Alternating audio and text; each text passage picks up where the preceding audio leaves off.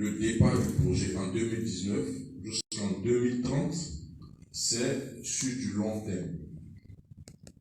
Mais comme ils ont voulu nous montrer leur sincérité et leur fiabilité, ils ont commencé par payer les dividendes. Ce qui n'était pas prévu maintenant. Parce que dans la feuille de route, c'était prévu que les dividendes soient payés en 2025. Mais pour montrer leur bonne foi, ils ont commencé à payer les dividendes.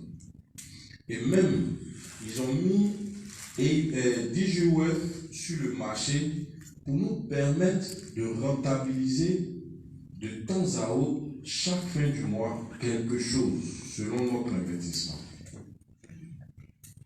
Donc, vous comprenez que ce projet regroupe en même temps l'investissement à court terme, à moyen terme et à long terme.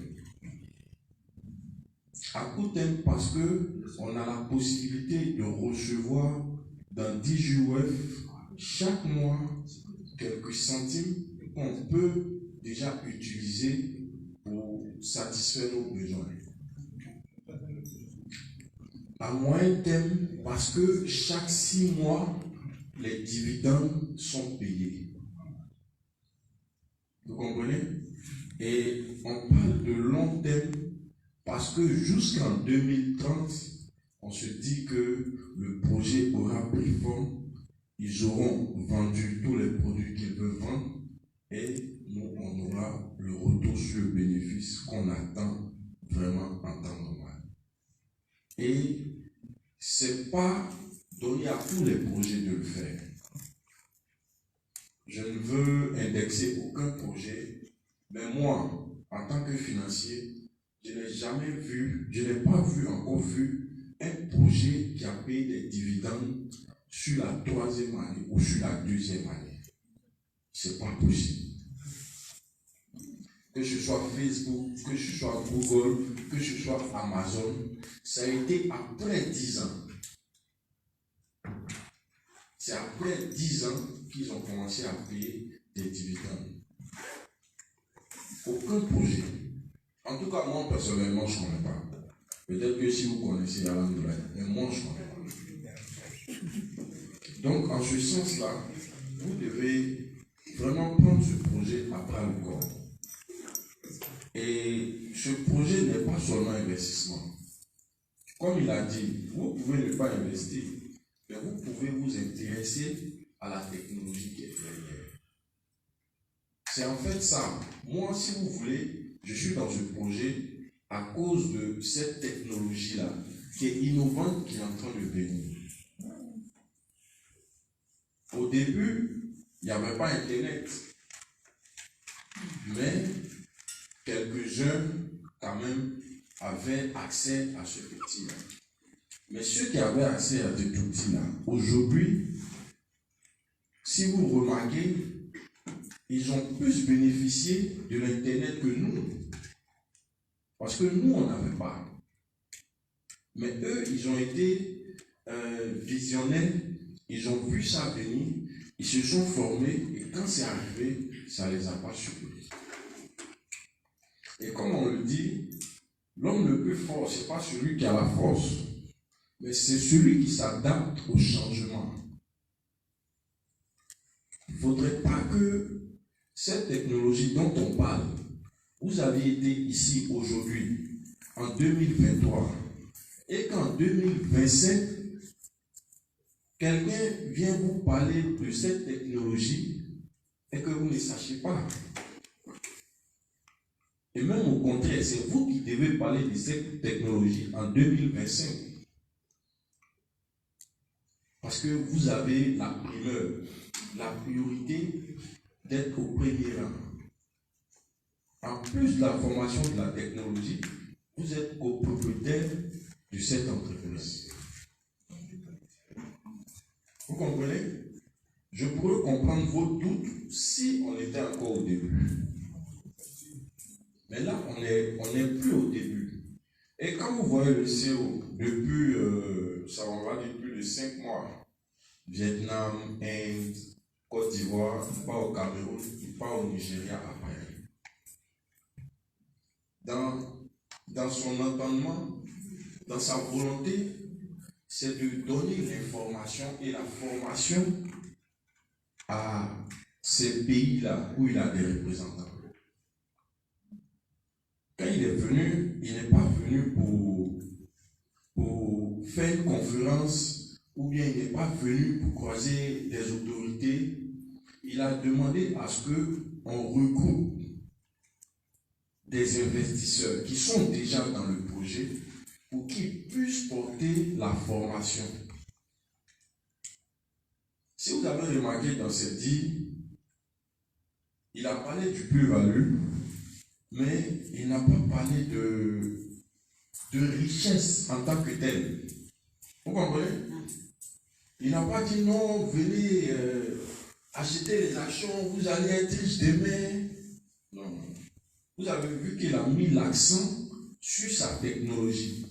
Ça veut dire que c'est quelque chose qui lui tient à cœur.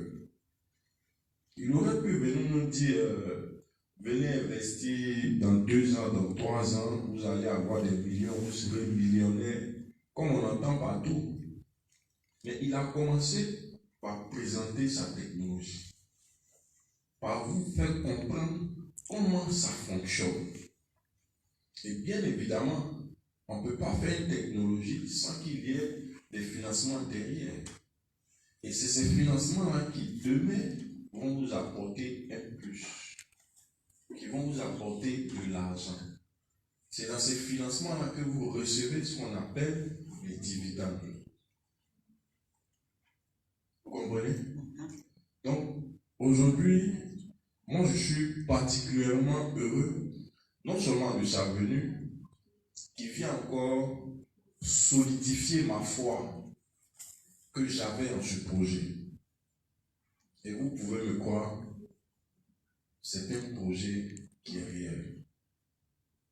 Moi, pour moi, ayant fait un peu de technologie, je comprends bien.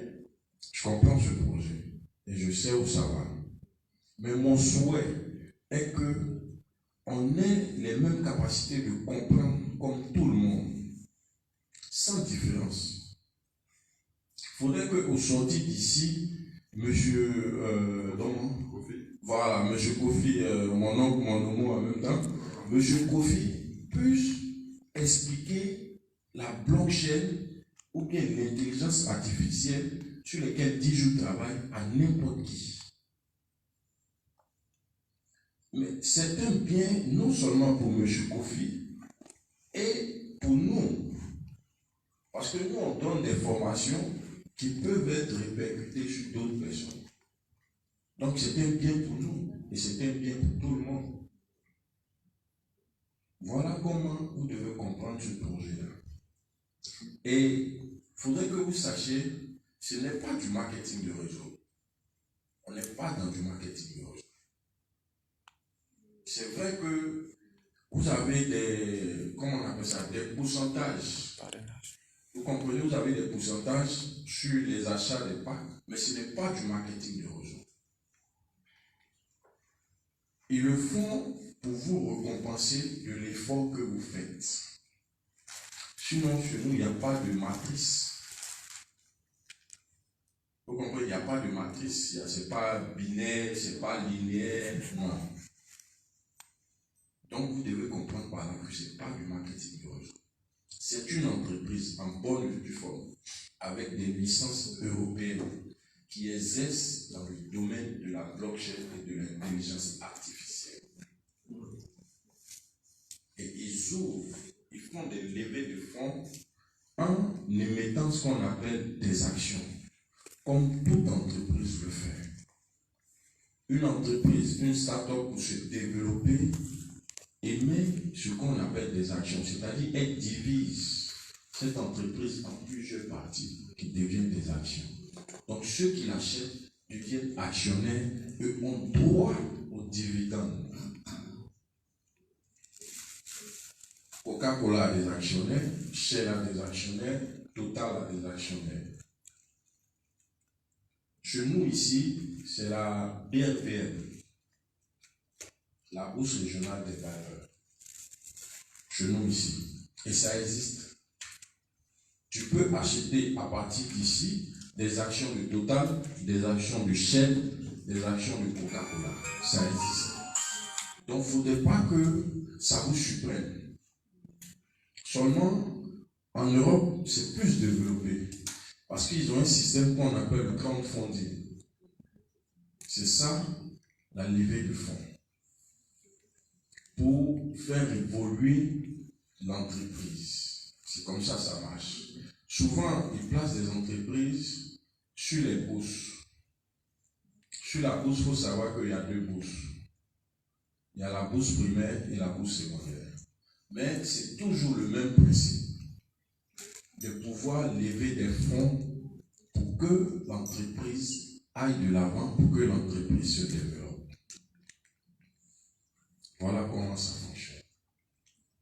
Donc, dites merci. On va dire merci à ce monsieur-là qui n'était vraiment pas obligé de mettre son entreprise, de donner son entreprise pour que les gens soient des copropriétaires. Non. Il aurait pu faire ça en Russie, il aurait pu faire ça en Europe, partout. Ça allait forcément marcher. Parce que c'est des technologies qui sont demandées. Donc forcément, ça allait marcher. Facebook a émis des actions, on n'a pas su. Et on n'a pas su pourquoi. Parce qu'on n'était pas dans ce cercle fermé de Facebook. Aujourd'hui, on a cette opportunité-là. Il faut la saisir. Je pense qu'il faut la saisir. Et il faut la saisir dans le bon sens.